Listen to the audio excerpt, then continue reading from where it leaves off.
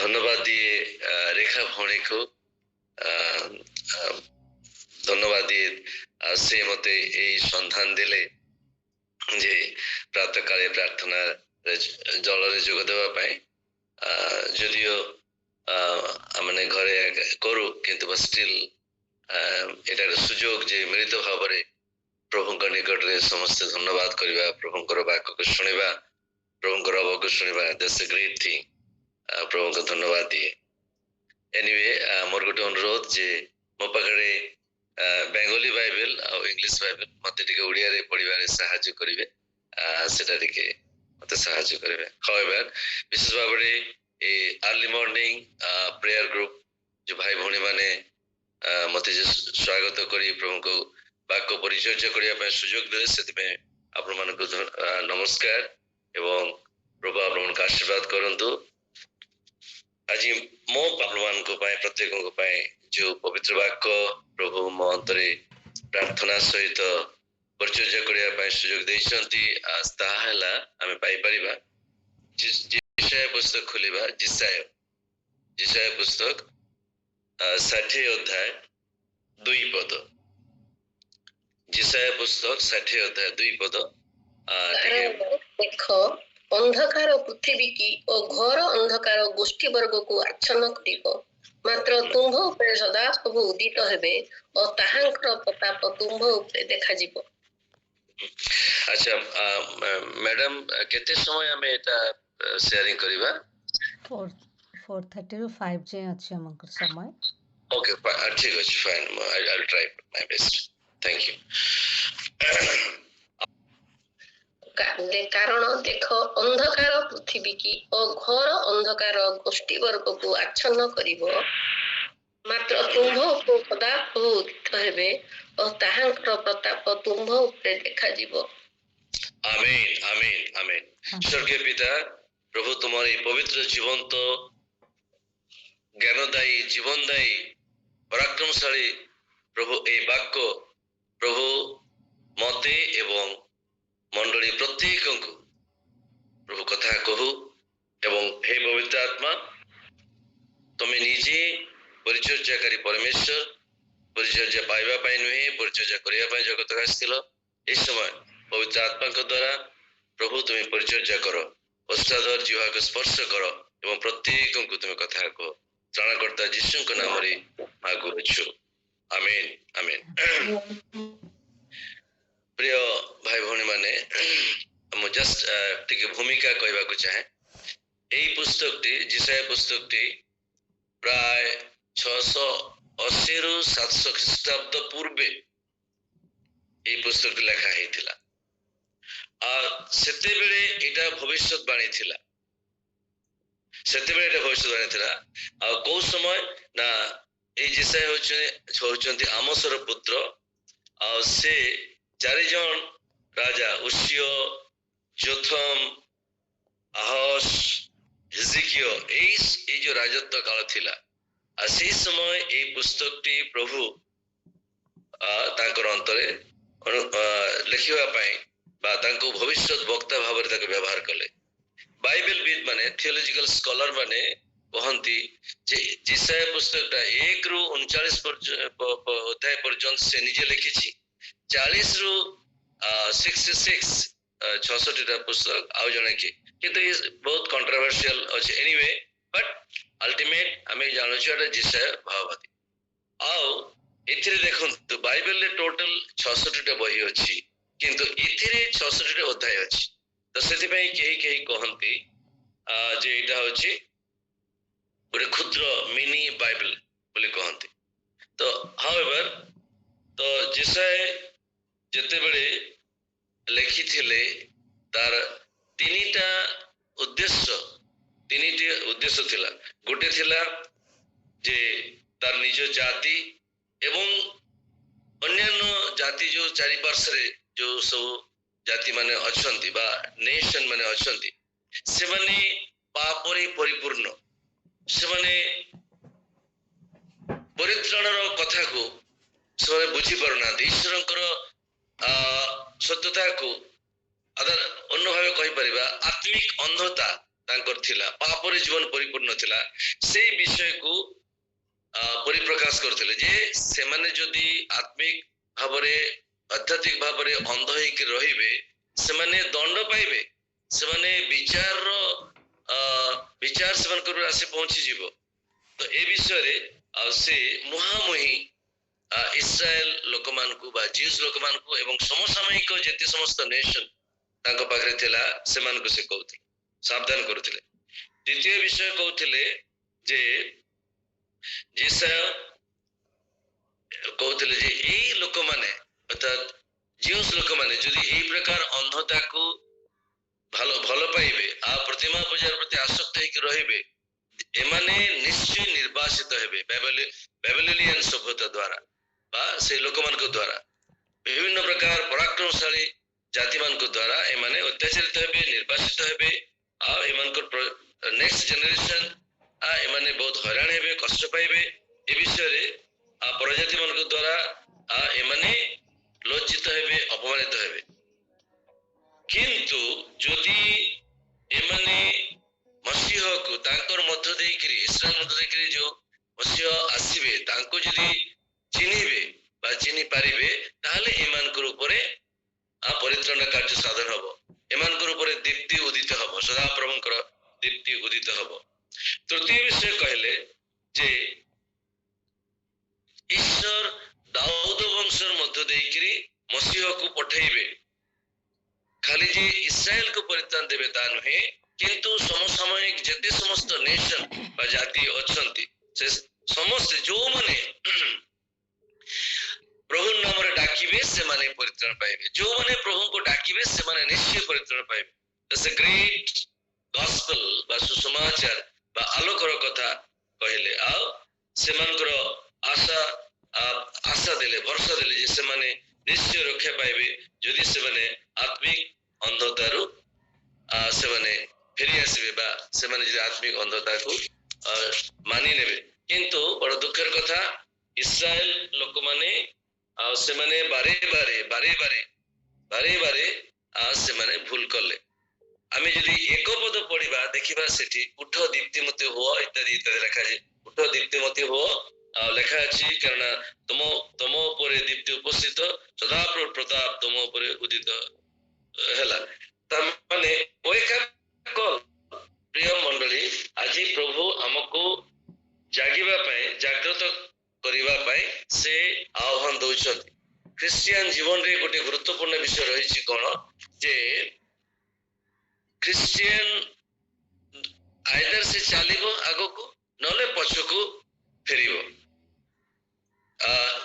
Christian who is not making spiritual progress is an open target for the enemy to attack.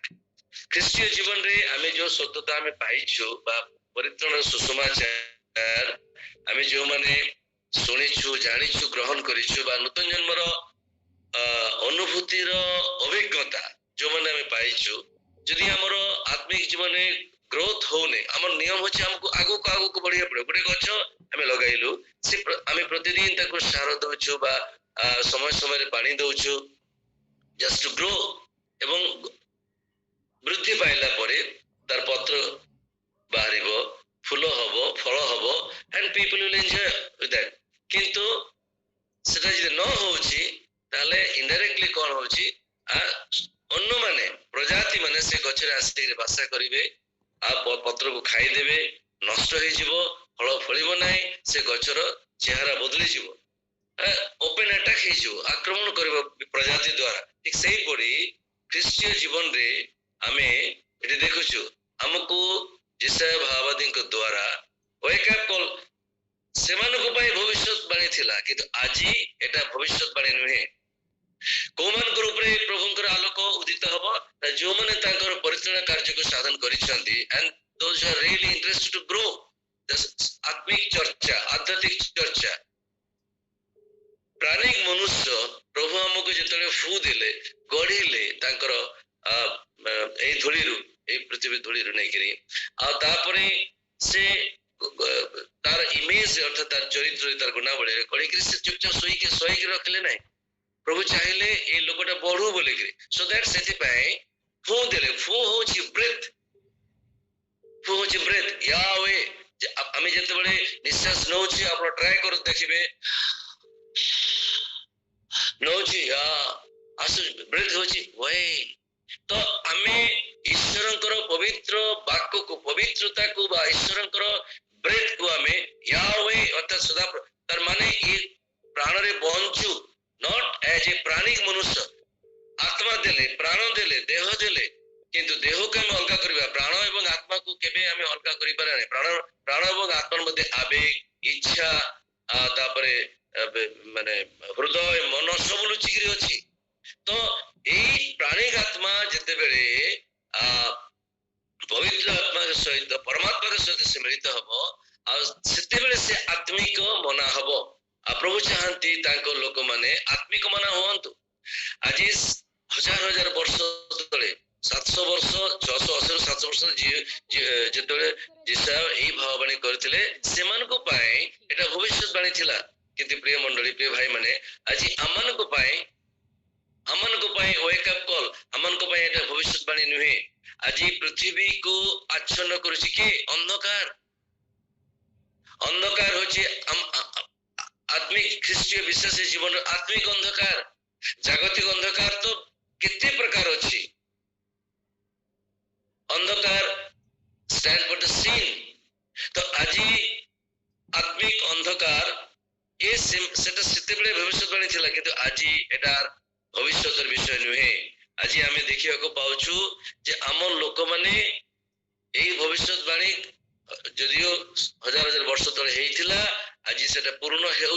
ପ୍ରତିଦିନ ଆମେ ଦେଖୁଛୁ ଭବିଷ୍ୟତବାଣୀ କେମିତି କେମିତି କରି ଆମମାନଙ୍କ ଜୀବନରେ, ଭାରତବର୍ଷ ଜୀବନରେ, ପୃଥିବୀର ଜୀବନରେ ଘଟୁଛି। ମୁଁ ଗତକାଲି ବିନୟ ଭାଇଙ୍କୁ, ତାପରେ ବୀରେନ୍ଦ୍ର ଭାଇଙ୍କୁ ଏବଂ ମଧୁସ୍ମିତା ମ୍ୟାଡାମକୁ, ସୁରେଖା ଭଉଣୀକୁ କିଛି ଭିଡିଓ ମୁଁ ପଠେଇଲି ଯେ କୋଉ ପ୍ରକାର ଭାବରେ ଆମକୁ ପ୍ରସ୍ତୁତ ହେବାକୁ ପଡିବ, କୋଉ ପ୍ରକାର ଭାବରେ ଆମକୁ ଆଧ୍ୟାତ୍ମିକ ଜୀବନରେ ବୃଦ୍ଧି ପାଇବାକୁ ପଡିବ। ଲେଖା ଅଛି ଗୋଟେ ଘୋର ତିମିର ଜାତି ମାନଙ୍କୁ ପ୍ରଥମେ ଲେଖା ଅଛି କଣ, ଯେ ଅନ୍ଧକାର ପୃଥିବୀକୁ ଆଚ୍ଛନ୍ନ କରୁଛି, ନାନା ପ୍ରକାର ଅରାଜକତା, ଅଶାନ୍ତି, ଆଉ ତାପରେ ଗୋଷ୍ଠୀ ମାନଙ୍କୁ, ଅର୍ଥାତ୍ ଆମର ଚାରିପାର୍ଶ୍ୱରେ ଯେତେ ପ୍ରକାର ଲୋକମାନେ ଅଛନ୍ତି, କୋଉ ଦେଶ ଏମିତି ଅଛି କି ଯେ ପାପ କରିନାହାନ୍ତି, କୋଉ ଲୋକ ଏମିତି ଅଛନ୍ତି କି ଯେ ପାପ ମଧ୍ୟରେ ଜୀବନ କାଟୁନାହାନ୍ତି।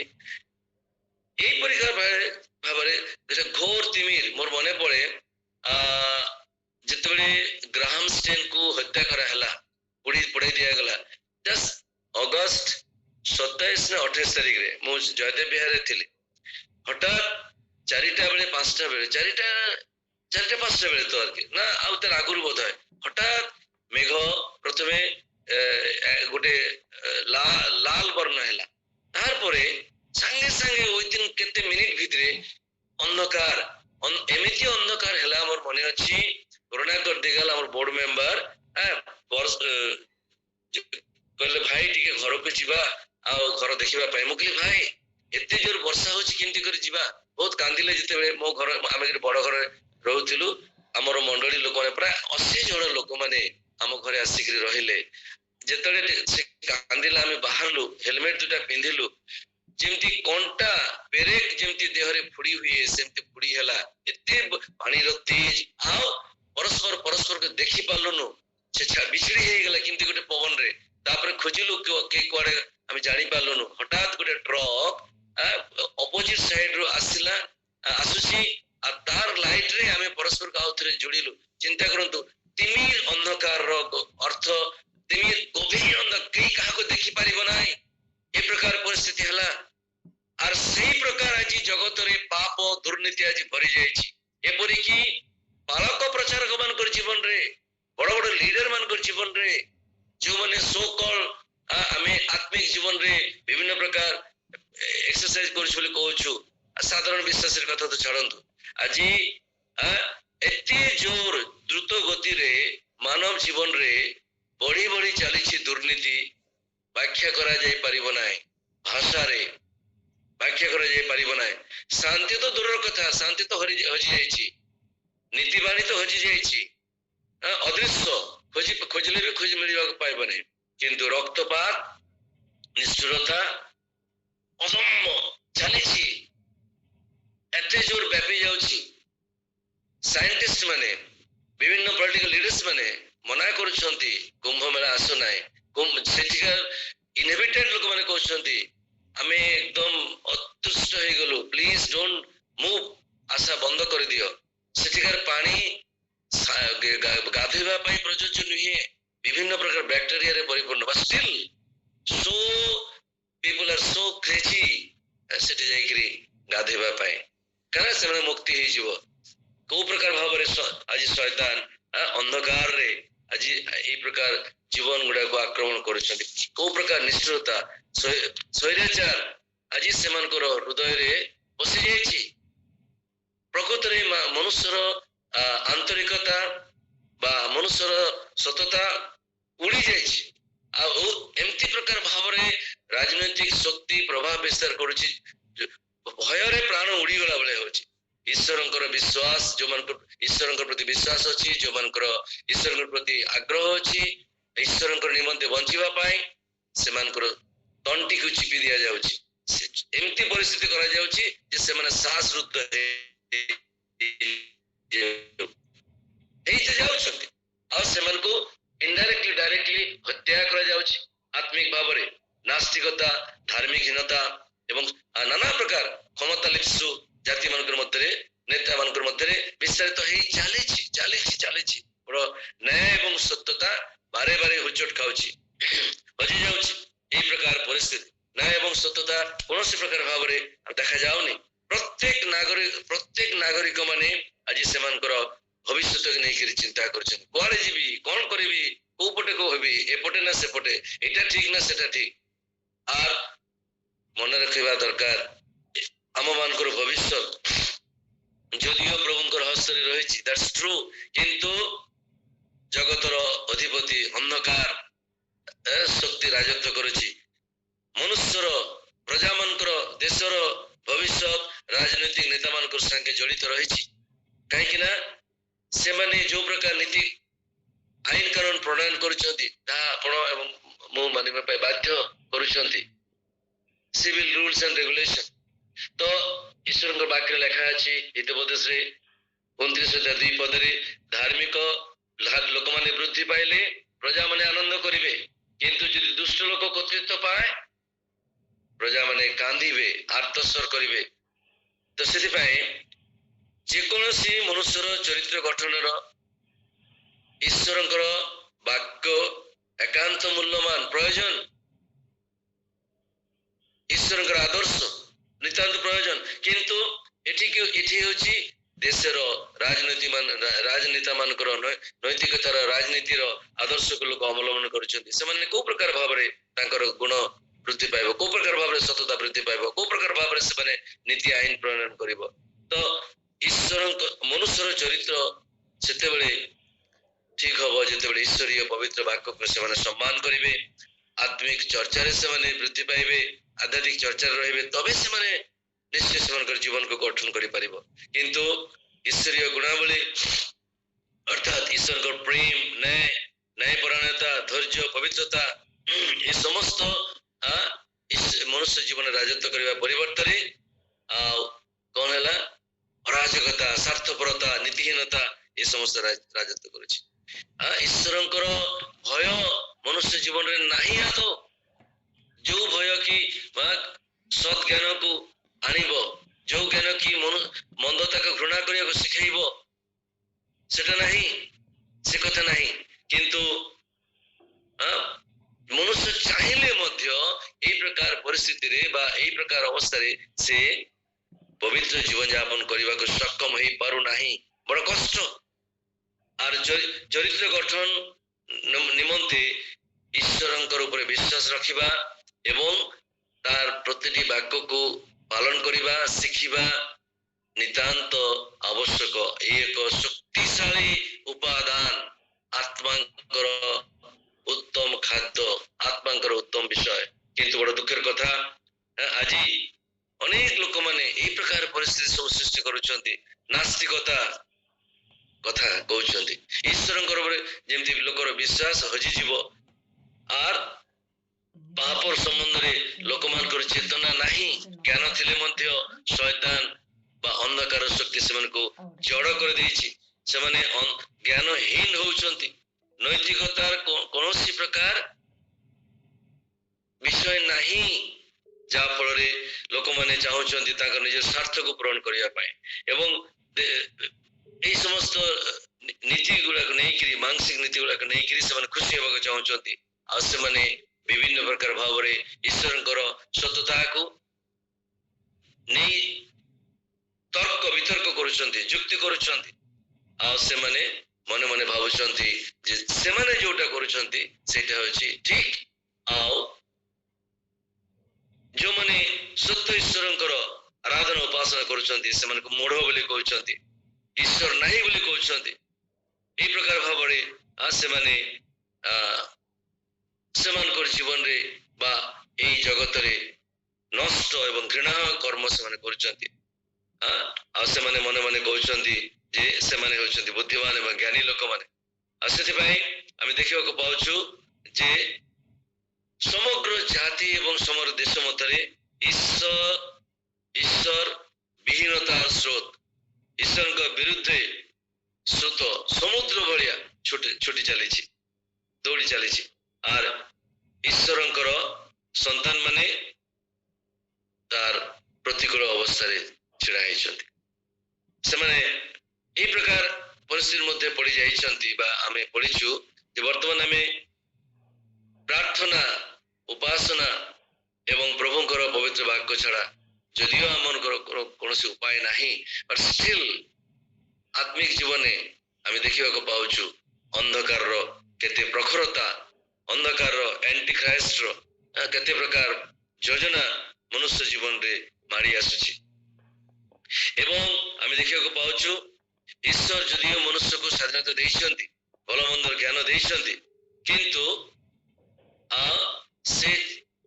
ସେ ଚାହିଁଲେ କୋଉଟା ଭଲ ଏବଂ କୋଉଟା ଠିକ, କୋଉ ପଥରେ ଗଲେ ସେ ବଞ୍ଚିବ ତାର ଅଧିକାର ଅଛି, ୱିଲ୍ ପାୱାର ପ୍ରଭୁ ଦେଇଛନ୍ତି।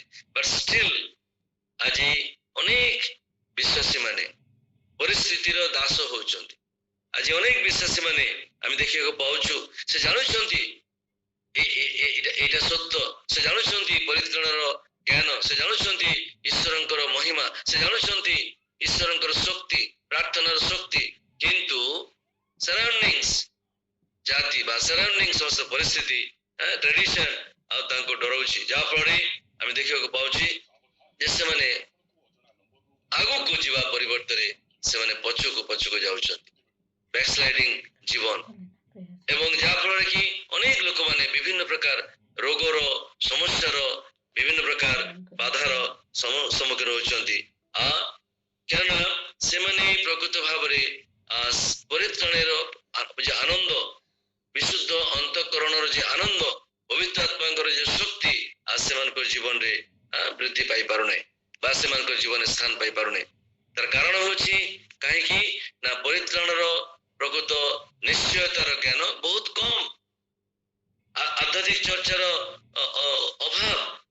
ତ ହୋସେୟ ସେଥିପାଇଁ କହୁଛନ୍ତି ଯେ ଯୋଉମାନେ ଆତ୍ମିକ ଭାବରେ ସ୍ଥିର ରହିବେ, ପ୍ରଭୁଙ୍କର ବାକ୍ୟ ଉପରେ ଯେଉଁମାନେ ସ୍ଥିର ରହିବେ ସେମାନେ ନିଶ୍ଚୟ ବଞ୍ଚିବେ, ଆଉ ସେମାନେ ନିଶ୍ଚୟ ଈଶ୍ୱରଙ୍କର ଆଶୀର୍ବାଦର ପାତ୍ରପାତ୍ରୀ ହେବେ ଏବଂ ଜଗତରେ ସେମାନେ ନିଶ୍ଚୟ ଈଶ୍ୱରଙ୍କ ସହିତ ରାଜତ୍ୱ କରିବେ। ଈଶ୍ୱର ଜଗତକୁ ବା ପ୍ରଭୁ ଯୀଶୁ ତାର ନୂତନ ନିୟମରେ ତା ପୂର୍ବରୁ ଜଗତକୁ କୌଣସି ପ୍ରକାର ସାକ୍ଷ୍ୟ ବିହୀନ କରିକି ରଖି ଯାଇନାହାନ୍ତି। ବିଭିନ୍ନ ସମୟ ବିଭିନ୍ନ ଭାବବାଦୀ ମାନେ ଆସିକିରି, ଯେପରି ଜେରେମିୟ ଏବଂ ଅନ୍ୟାନ୍ୟ ଭାବବାଦୀ ମାନେ ନୂତନ ନିୟମରେ 12 ଜଣ ଶିଷ୍ୟ ବିଭିନ୍ନ ଭାବରେ ଈଶ୍ୱର ପବିତ୍ର ସୁସମାଚାରକୁ ଆଜିଠାରୁ 2024 ସାଲ, ଆଜି 25 ସାଲ ହେବାକୁ କମ୍ପ୍ଲିଟ ହେଇନି, ଚାଲିଛି। ପ୍ରଭୁ ଯୀଶୁ ତାର ପବିତ୍ର ସୁସମାଚାରକୁ ବିଭିନ୍ନ ଭାବରେ ଲୋକମାନଙ୍କର ନିକଟରେ ପହଞ୍ଚାଇଛନ୍ତି। ଏପରିକି ନିଜେ ମଧ୍ୟ ସୁସମାଚାରକୁ ପ୍ରଚାର କରିଛନ୍ତି, ମନ ପରିବର୍ତ୍ତନ କର କାହିଁକି ନା ସ୍ୱର୍ଗ ରାଜ୍ୟ ସନ୍ନିକଟ ହେଲା।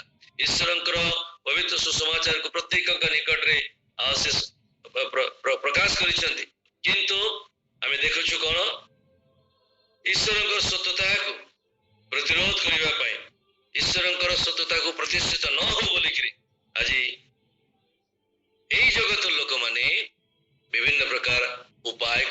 କରୁଛନ୍ତି। ରାଜନୈତିକ ପରିସ୍ଥିତି ଏବଂ ଆମର ଦେଶର ନାନା ପ୍ରକାର ଭାବରେ ଅନ୍ଧକାର ଶକ୍ତି କାର୍ଯ୍ୟ କରୁଛି ରାତ ଦିନ ଯାହା ଫଳରେ ଆସ୍ତେ ଆସ୍ତେ କ୍ରମଶଃ ଆମେ ଦେଖିବାକୁ ପାଉଛୁ ଯେ ଈଶ୍ୱରଙ୍କର ସତ୍ୟତା ଲୋକମାନଙ୍କ ହୃଦୟରୁ ଭୟରେ ହଉ କି ଯାହା ବି ହଉ ଲୁପ୍ତ ହେଇଯାଉଛି।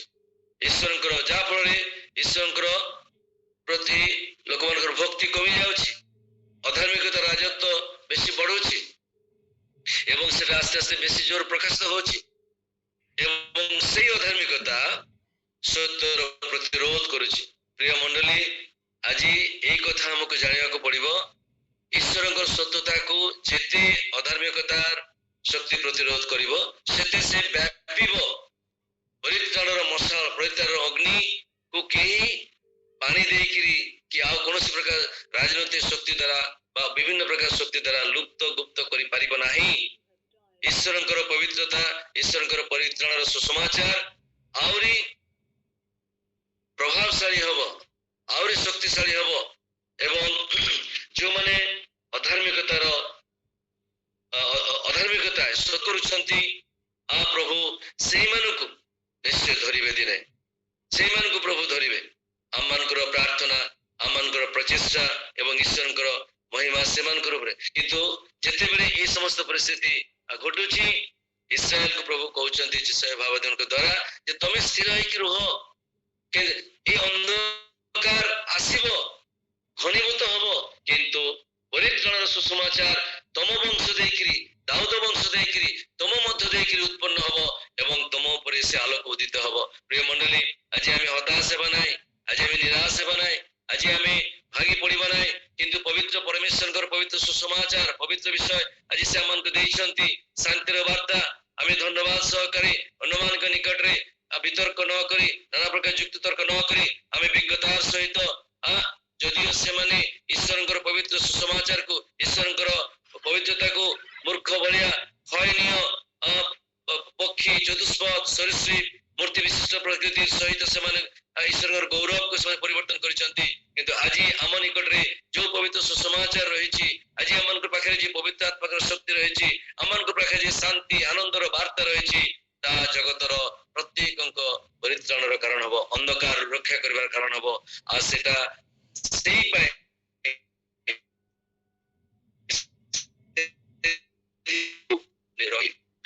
ଆଲୋକ এই ଅନ୍ଧକାର ମଧ୍ୟରେ ଥିଲେ ମଧ୍ୟ ସେଇ ଆଲୋକର ବା ସେଇ ପରିତ୍ରାଣର ଶକ୍ତି ବା ପ୍ରତାପ ଆଜି ଆମ ମାନଙ୍କର ଉପରେ। ସେଥିପାଇଁ ପ୍ରଭୁ କହୁଛନ୍ତି ଯେ କିନ୍ତୁ ତମ ଉପରେ ସଦାପ୍ରଭୁ ଉଦିତ ହେବେ, ଅର୍ଥାତ୍ ସଦାପ୍ରଭୁଙ୍କର ଶକ୍ତି, ସଦାପ୍ରଭୁଙ୍କର ଅନୁଗ୍ରହ। ଈଶ୍ୱର ଏସ୍ଥାନରେ ଏ କଥା କହିବାକୁ ଚାହୁଁଛନ୍ତି ଯେ ଆମମାନଙ୍କର ଏଇ ଜଗତରେ, ଏଇ ଅନ୍ଧକାରର ସମୟରେ, ଅନ୍ଧକାର ଶକ୍ତି ଯେତେବେଳେ ଜଗତରେ ଆଚ୍ଛନ୍ନ ବିଭିନ୍ନ ପ୍ରକାର ଭାବରେ ଆମମାନଙ୍କର ପ୍ରତ୍ୟେକଙ୍କର ବ୍ୟକ୍ତିଗତ ଦାୟିତ୍ୱ ରହିଛି, ମଣ୍ଡଳୀର ଦାୟିତ୍ୱ ରହିଛି। ଆମମାନେ ଯୋଉମାନେ ଲିଡର୍ସ ବା ପ୍ରଭୁ ଆମମାନଙ୍କୁ ଯୋଉମାନଙ୍କୁ ଆଜି ସେ ଅନୁଗ୍ରହ କରିଛନ୍ତି, ଆଉ ଆମମାନଙ୍କର ପ୍ରତ୍ୟେକଙ୍କ ଦାୟିତ୍ୱ ରହିଛି। ଈଶ୍ୱର ସେ କଥା ଜଣାଇବାକୁ ଚାହାନ୍ତି। କଣ ଦାୟିତ୍ୱ? ସେ ଦାୟିତ୍ୱ ହଉଛି କଣ ନା ପ୍ରଭୁ ଯୀଶୁ ଖ୍ରୀଷ୍ଟଙ୍କର ପରିତ୍ରାଣର ପ୍ରେମର ବାଣୀ ଅନ୍ୟମାନଙ୍କ ନିକଟରେ ପରିପ୍ରକାଶ କରିବା ପାଇଁ, ଅନ୍ୟମାନଙ୍କ ନିକଟରେ ପରିପ୍ରକାଶ କରିବା ପାଇଁ।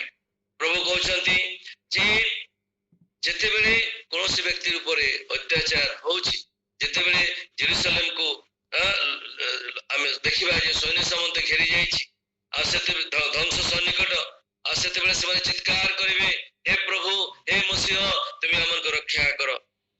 ରାଜନୈତିକ ଘଟଣାବଳୀ, ରାଜନୈତିକ ପରିସ୍ଥିତି ଆମେ ଯଦି ଦେଖୁ, ନାନା ପ୍ରକାର ପରିସ୍ଥିତି ଆମେ ଯଦି ଦେଖୁ, ବର୍ତ୍ତମାନ ଯଦି ଆମେ ଦେଖୁଛୁ ଯେ କୋଉ ପ୍ରକାର ଭାବରେ ଆମେ ପ୍ରତିଦିନ ଇସ୍ରାଏଲର ମଙ୍ଗଳ, ଜେରୁସାଲେମର ଶାନ୍ତି ଆମେ ପ୍ରାର୍ଥନା କରୁଛୁ। ଦ୍ୟାଟ୍ସ ଭେରି ଗୁଡ୍, ବହୁତ ଉତ୍ତମ ବିଷୟ। ତାହା କରିବା ପାଇଁ ପ୍ରଭୁ ମଧ୍ୟ କହିଛନ୍ତି, ଗୀତ ସଂହିତା 121, 122 ମଧ୍ୟ ଲେଖା ରହିଛି। ତ ଏଇ ସମସ୍ତ ବିଷୟ କଣ ନା ଈଶ୍ୱରଙ୍କର ସନ୍ତାନ ମାନଙ୍କୁ ସତର୍କ କରେ। ରାଜନୈତିକ ଘଟଣାବଳୀ, ବିପଦ ସଂକେତ, ଏ ସମସ୍ତକୁ ପ୍ରଭୁ ବ୍ୟବହାର କରୁଛନ୍ତି, ଯେପରି ଆମମାନେ এই সমস্ত বিষয়କୁ ଦେଖିକିରି ଆମେ ସତର୍କ ହେବା ଏବଂ ଆମର ଆତ୍ମିକ ଚକ୍ଷୁ ଖୋଲିଯିବ ଏବଂ ଆମେ ମଧ୍ୟ କଣ ନା ମଧ୍ୟରାତ୍ରିରେ ପ୍ରହରେ ଯଦି ଆମେ ପାରିବା परित्याग करी आमर प्रदीप को जाली रखी पड़िया आमर प्रदीप को पवित्र आत्मा को तैल देकरी तार सरिता को जाली रखा पड़िबो कारण लेखा अछि जे सर्वापेक्षा अंधकारच्छन्न पथ को अतिक्रम करने को हेले हमको प्रदीप जले रखा पड़े ए प्रकार अंधकार परिस्थिति रे हमको जीवा को पड़िबो आमे ते जगत रे अछु हमरो प्रार्थना हमरो आत्मिक जीवन रो अनुशीलन बा अभ्यास अन्य मानकर जीवन को नॉट ओनली दैट जगत रो समस्त प्रकार अंधकार रो बा ईश्वर विहीनतार स्रोत को से बुलाई दबो केवल आपणकर हमरो आध्यात्मिक चर्चा एवं प्रार्थना दुटा विषय ईश्वर विहीनता स्रोत को हमको बुलाइबा पड़िबो एवं एई प्रकार परिस्थिति रे आपन को हमको समस्त को विजयी जीवन यापन काटिबा पड़िबो तो ईश्वर विहीनता स्रोत को बुलाइबा हेले आमे देखुछु जे दानिएल 4:25 पद रे जे मनुष्य मान को राज्य रे परात्पर एकत्रित करंती दानिएल 4:25 मनुष्य मान को मध्य रे अर्थात ए अंधकार शक्ति मध्य रे ए मनुष्य मान को मध्य रे परात्पर एकत्रित करिबो जेतेबे जेसाया 40:15 पद रे लिखा अछि जे एमाने अछि मनुष्य को प्रभु सृष्टि करिसंती किंतु ए मनुष्य को परिवर्तन करिवार सक्षम शक्ति तांकर अछि आ सेटा अछि हमर प्रार्थना धोली भी मनुष्य को प्रभु सृष्टि करिसन तो सेति पई जोटा आज आमे भाबुछु बड़ कष्ट हम पाए किंतु ईश्वर को निकट कोनसी असाध्य नाय लेखा अछि मनुष्य पखरे जोटा असाध्य ईश्वर पखरे ता असाध्य माथ्यू तार 19:26 पद मध्ये कथा लिखा अछि अते यदि आमे आज अनुताप सहकारे आमे प्रभु को निकट रे समस्त मंदता को परित्याग करी मिलित भाव रे ईश्वर को साक्षात रे आमे दंडायमान हो आज बड़ समस्या विषय आमान को मध्य रे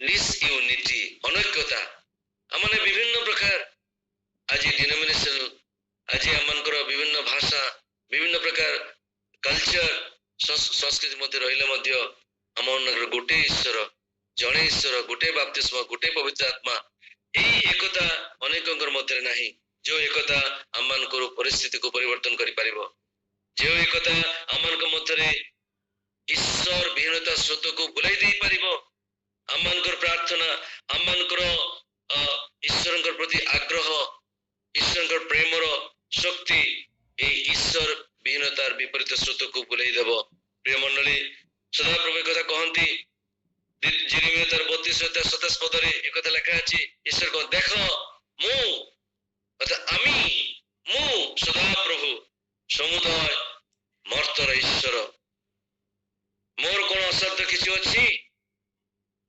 तांको निकटे कोनोसी विषय असाध्य नाही किंतु जेते समय पर्यंत ईश्वर तो चाहिले तो गोटे सेकेंड रे गोटे मिनिट रे सारा जगत को परिवर्तन करि पारिबे किंतु से आम मान को रखिछंती जेते पर्यंत तांकर संतान माने तांकर उपयुक्त शर्त पालन न करे सेते पर्यंत से काम करिवे नाही आ सेते पय से मनुष्य को सृष्टि करले एथि पय से मनुष्य को सृष्टि करले मनुष्य मध्य दे सेति पय 70 जन तापरे 12 जन को सृष्टि करले ए 12 जन मध्य जने बिट्रे करले से अनुताप करले नाही पुणी पाउल को प्रभु आनिले अन्य शिष्यों के द्वारा यही 12 जन को प्रभु सृष्टि करले सिखाइले रखिले जेपरि एमाने तांकर शर्त को पालन करिवो एमाने जगत निकट रे तार परित्राण मशाल को अग्नि को से माने जेपरि प्रचार करिवो जोनार कहानी आमे विगत दिन सुनिथिलु जोना जेतबे तांकर निजर पाप को बुझी पारले ईश्वर को निकट रे आत्मसमर्पण करले ईश्वर प्रबल झटिका को तूफान को समुद्र रो समस्त प्रकार अशांत विषय को प्रभु शांत करले और ए अलौकिक कार्य को जनक को द्वारा प्रभु प्रकाश करले एवं से जहाज को प्रभु रक्षा करले प्रिय मंडली ईश्वर कहंती से द्वितीय विवरण तार 32:39 पद रे जे मु बध करे और मु सजीव करे मु आघात करे और मु सुस्थ करे আর সেই পরমেশ্বরକୁ ମୁଁ ଏବଂ ଆପଣ ଆମେ ବିଶ୍ୱାସ କରିଛୁ। ତ ଘଟଣା এই ପ୍ରକାର ସବୁ ରହିଛି। ପ୍ରିୟ ମଣ୍ଡଳୀ, এই ସମସ୍ତ ପରିସ୍ଥିତିକୁ, ଏ ସମସ୍ତ ଆଜି ଅନ୍ୟାୟକୁ ଆଉ ଈଶ୍ୱର ବିହୀନତାର କ୍ଷମତାକୁ ପରିବର୍ତ୍ତନ କରିବା ପାଇଁ ପ୍ରକୃତ বিশ্বাসୀ ବା ଈଶ୍ୱରଙ୍କ ସନ୍ତାନ, ମୁଁ ଖ୍ରୀଷ୍ଟିଆନ ବୋଲି କହିବି ନାହିଁ, ଈଶ୍ୱରଙ୍କ ନିକଟରେ ଯେଉଁମାନେ ବିଶ୍ୱାସ କରିଛନ୍ତି, ପରିତ୍ରାଣର ନିଶ୍ଚୟତାର ଜ୍ଞାନ ପାଇଛନ୍ତି, ପବିତ୍ର ଆତ୍ମାର ଶକ୍ତି ଯୋଉମାନଙ୍କ ଜୀବନ ରହିଛି, କେବଳ ସେଇମାନେ କେବଳ এই ক্ষমতার বিরুদ্ধে ଛିଡ଼ା ହେଇପାରିବ, এই କୁଦିନକୁ ପ୍ରତିରୋଧ କରିପାରିବ, এই କୁଦିନର ବିରୁଦ୍ଧରେ ସେ ଲଢି ପାରିବ। ଯେପରି ମୂଷାଙ୍କର ଯଷ୍ଟି ସମୁଦ୍ରକୁ ଦୁଇ ଭାଗ କରିଥିଲା, ଈଶ୍ୱରଙ୍କର ତା ସମୁଦ୍ରର ଯୋଉ ପ୍ରବାହ ଗତିକୁ ସେ ଦୁଇ ଭାଗ କରିଥିଲା, ସମୁଦ୍ରକୁ ଶୁଷ୍କ କରିଥିଲା। ଗିଦିଓନର ଖଡ୍ଗ ଗିଦିଓନର ମହାବାଣୀକୁ ବିତାଡ଼ିତ କରିଥିଲେ। ଆଜି ପ୍ରଭୁ ଆମମାନଙ୍କୁ ସେ ଯଷ୍ଟି ଦେଇଛନ୍ତି, ସ୍ୱର୍ଣ୍ଣ ଯଷ୍ଟି, ଅଧିକାର ଅଧିକାର ଅଧିକାର। ଯୀଶୁଙ୍କ ନାମରେ ଯିଏ ଡାକିବ ସେ ପରିତ୍ରାଣ ପାଇବ। ଯେ କେହ ପ୍ରଭୁ ଯୀଶୁ ଖ୍ରୀଷ୍ଟଙ୍କୁ ମୁଖରେ ସ୍ୱୀକାର କରିବ ଯେ ପ୍ରଭୁ ବୋଲି, ଏବଂ ଯେ କେହ ବିଶ୍ୱାସ କରିବ ଆତ୍ମାରେ, ହୃଦୟରେ, ମନରେ, ଆବେଗରେ, ଇଚ୍ଛା ଶକ୍ତିରେ, ସେଇ କଣ ବୋଲି ବିଶ୍ୱାସ କରିବ ନା ମୃତକମାନଙ୍କ ମଧ୍ୟରୁ ସେ ପୁନରୁତ୍ଥିତ ହେଇଛନ୍ତି, ସେ କେବଳ ପରିତ୍ରାଣ ପାଇବ। ସେଇ କେବଳ ଖ୍ରୀଷ୍ଟିଆନ ନୁହେଁ। ଖ୍ରୀଷ୍ଟିଆନ ଘରେ ଜନ୍ମ ହେଲେ ଆମେ ଖ୍ରୀଷ୍ଟିଆନ ନୁହେଁ, ଡାକ୍ତର ଘରେ ଜନ୍ମ ହେଲେ ଜଣେ ଡାକ୍ତର ହୁଏ ନାହିଁ। ତ ସେ ଠିକ ସେଇ ପ୍ରକାର ପ୍ରଭୁ ଯୀଶୁ ଖ୍ରୀଷ୍ଟଙ୍କୁ ତ୍ରାଣକର୍ତ୍ତା ରୂପେ ବିଶ୍ୱାସ କରିବା, ଗ୍ରହଣ କରିବା ଖ୍ରୀଷ୍ଟିଆନ ନୁହେଁ, ଈଶ୍ୱରଙ୍କ ସନ୍ତାନ। ତାରପରେ ଗ୍ରୋ ଆତ୍ମିକ ଶିଷ୍ୟ ଭାବରେ ତାଙ୍କର ପଢିବାକୁ ପଡିବ, ଗ୍ରହଣ କରିବା ପଡିବ, ପାଳନ କରିବାକୁ ପଡିବ। ପ୍ରିୟ ମଣ୍ଡଳୀ, ଆଜି ଆମେ ଖ୍ରୀଷ୍ଟିଆନ ନାମରେ ଚିହ୍ନିତ, ଓକେ, ରାଜନୈତିକ ବା ପଲିଟିକାଲ ସିଚୁଏସନ ଠିକ ଅଛି, କିନ୍ତୁ ଆଜି ଆମକୁ ଶିଷ୍ୟ ଭାବରେ ଆଜି ଆମମାନଙ୍କୁ এই ପବିତ୍ର ଶକ୍ତିକୁ, ପ୍ରେମକୁ, ଆମମାନଙ୍କୁ ଈଶ୍ୱରଙ୍କର ଗୌରବକୁ ଅନ୍ୟମାନଙ୍କ ନିକଟରେ ପରିପ୍ରକାଶ କରିବା ପାଇଁ ଆମମାନଙ୍କୁ ବିଶ୍ୱାସର ବୀର ହେବାକୁ ପଡିବ। ଭୀରୁ ହେଲେ ଚଳିବ ନାହିଁ, କାହିଁକିନା ଆମମାନଙ୍କର ପ୍ରାର୍ଥନା, ଆମମାନଙ୍କର ସମସ୍ତ ବିଷୟ ଏ ସମସ୍ତ ଘଟଣାକୁ ନିୟନ୍ତ୍ରଣ କରିବ। ପ୍ରାର୍ଥନା ଦ୍ୱାରା ଧାର୍ମିକର ପ୍ରାର୍ଥନା ବା ବିନତି କାର୍ଯ୍ୟ ସାଧନରେ ମହାଶକ୍ତି ଯୁକ୍ତ। ଯାକୋବ 5:16 ଏଟା ଲେଖା ରହିଛି। ତ ଇସ୍ରାଏଲ ସେମାନଙ୍କ ମଧ୍ୟରୁ ପରିତ୍ରାଣ ଉତ୍ପତ୍ତି ହେଇଅଛି, କିନ୍ତୁ ଆଜି ସେମାନେ ଜାଣିନାହାନ୍ତି, ତାଙ୍କ ମଧ୍ୟରୁ 2-3ଟା ଗ୍ରୁପ ହେଇଯାଇଛି। ତ ଜେରେମିୟ ଭାବବାଦୀ କାନ୍ଦୁଛନ୍ତି, ବିଳାପ ଯଦି ପଢିବେ ଆପଣ, ଇସ୍ରାଏଲ ପାଇଁ କାନ୍ଦୁଛନ୍ତି, ଦୁଷ୍ଟ ଲୋକମାନଙ୍କ ପାଇଁ କାନ୍ଦୁଛନ୍ତି, ଜଗତର ଲୋକମାନଙ୍କ ପାଇଁ କାନ୍ଦିଛନ୍ତି, ଅନ୍ୟାନ୍ୟ ସମୂହ ଜାତି ପାଇଁ କାନ୍ଦୁଛନ୍ତି। କଣ ବୋଲିକି, ପ୍ରଭୁ ତୁମେ ରକ୍ଷା କର। ଅବିରାମ ନିତ୍ୟ ନିୟତ ସେମାନେ ପ୍ରାର୍ଥନା କରି ଚାଲୁଛନ୍ତି, କ୍ରନ୍ଦନ କ୍ରନ୍ଦନ କ୍ରନ୍ଦନ କ୍ରନ୍ଦନ।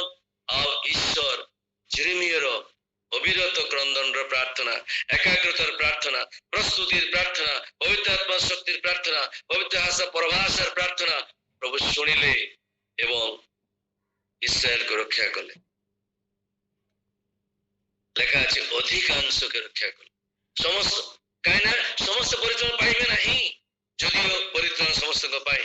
ଆଜି ଆସୁ ଆମେ ଖ୍ରୀଷ୍ଟୀୟ ଜୀବନରେ, ଈଶ୍ୱରୀୟ ଜୀବନରେ ଆମେ ସେଇ ପ୍ରକାର ଅନ୍ତରସ୍ଥ ସ୍ଥଳରେ ଜେରେମିୟର ଗହରେ ଆମେ ଯାଉ, ଯେଉଁମାନେ ଆଜି ଆମେ ପରିତ୍ରାଣ ନିଶ୍ଚୟତା ପାଇଛୁ ବା ପରିତ୍ରାଣ କର୍ତ୍ତା ରୂପେ ଯୀଶୁଙ୍କୁ ଆମେ ଗ୍ରହଣ କରିଛୁ। ଧର୍ମ ନୁହେଁ, it's way of life Christianity. ପ୍ରଭୁଙ୍କର ପବିତ୍ର ସୁସମାଚାରର ଶକ୍ତି, ପ୍ରେମର ଶକ୍ତି, ଭାରାକ୍ରାନ୍ତ ହୃଦୟ ଜେରେମିୟଙ୍କ ଭଳି ଆମେ ଅନ୍ତର୍ନିହିତ ଗହରେ ପଶିକରି ଆମେ ଏଇ ଶୈତାନର ବନ୍ୟାକୁ କୁଦିନର ପ୍ରତିକାର କରୁ ଏବଂ ଆମେ ଆହୁରି ଗଭୀର ଭାବେ ଈଶ୍ୱରଙ୍କ ନିକଟରେ ବିନତି ବା କ୍ରନ୍ଦନ କରୁ, ଯେପରି ଏଇ ଈଶ୍ୱର ବିହୀନତା ସ୍ରୋତକୁ ସେ ବୁଲେଇ ଦେବ। ବାଇବେଲରେ ମାକାବିସ୍, ଯେଟାକି ଆମର ବାଇବେଲରେ ନାହିଁ,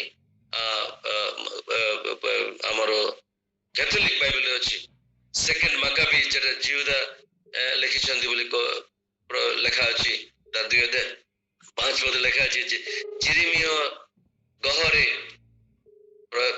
ପଶିକିରି प्रार्थना करिबार व्याख्या से करिसंती कंक्लूजन रे मु कहूची घर बंद करी मिलित भाव रे किछि जन को नहीं लाइक माइंडेड जेते बेले से प्रार्थना कले प्रभु तार प्रार्थना सुनी इस्राएल को रक्षा कले इस्राएल लोक मन को बंचाइले प्रिय मंडली आज सेही समय आपनक एवं मोर आसीछि प्रभु हमको सेही दायित्व देइसंती मु खुशी एवं धन्यवादी मधुस्मिता मैडम एवं मुझे बैकग्राउंड जाने नहीं किंतु जहाँ अल्प दिन मध्य मु शुणा को पाइले जे 3 वर्ष 3.5 वर्ष एवं प्रभुंकर महान महान दास दासी माने प्रार्थना करुचंती डेफिनेटली आपण मानकर एवं हमर प्रार्थना प्रभु ए देशर अराजकता को ए देशर अनीति को ए देशर नाना प्रकार मंद राजनीतिक परिस्थिति को प्रभु बदलाइबे बदलाइबे बदलाइबे प्रभु बदलाइबे निश्चय बदलाइबे और ए प्रकार परिस्थिति रे ए विशेष माने এই শিশু মানে এই যে বাইবেল রে এই খ্রিস্টান শব্দ